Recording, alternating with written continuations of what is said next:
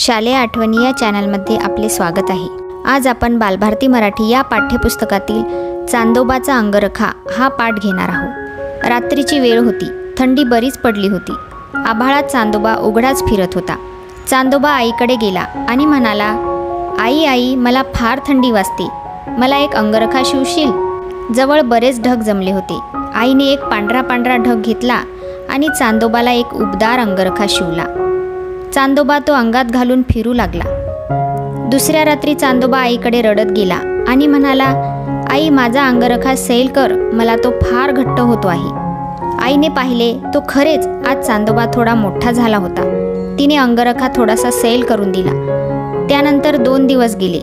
तिसऱ्या रात्री चांदोबा फिरून आईकडे रडत गेला आणि म्हणाला, आई, माझा अंगरखा आणखी सैल कर, मला तो फार घट्ट होतो आहे। चांदोबा आज आणखी मोठा झाला होता। आईने अंगरखा आणखी सैल केला। असे 15 दिवस झाले। रोज रात्री चांदोबा मोठा होई आणि रोज आईला अंगरखा सैल करावा लागे। तिसऱ्या रात्री चांदोबा आईला म्हणाला, आई ग, आज मला अंगरखा सैल होतो आहे, जरा घट्ट कर। आईने पाहिले तो खरेच आज चांदोबा जरा लहान झाला होता। आईने अंगरखा जरा घट्ट केला। त्या रात्रीपासून चांदोबा लहान लहान होत चालला। रोज रात्री तो आईकडे रडत जाई आणि आईला त्याचा अंगरखा थोडा थोडा घट्ट करावा लागे। असे 15 दिवस गेले। शेवटी आई फार कंटाळली। तिने चांदोबाचा अंगरखा काढून टाकला। तेव्हापासून चांदोबा आपला आभाळात उघडाच फिरत असतो। हा व्हिडिओ तुम्हाला आवडला असेल तर प्लीज या चॅनलला सबस्क्राईब करायला विसरू नका।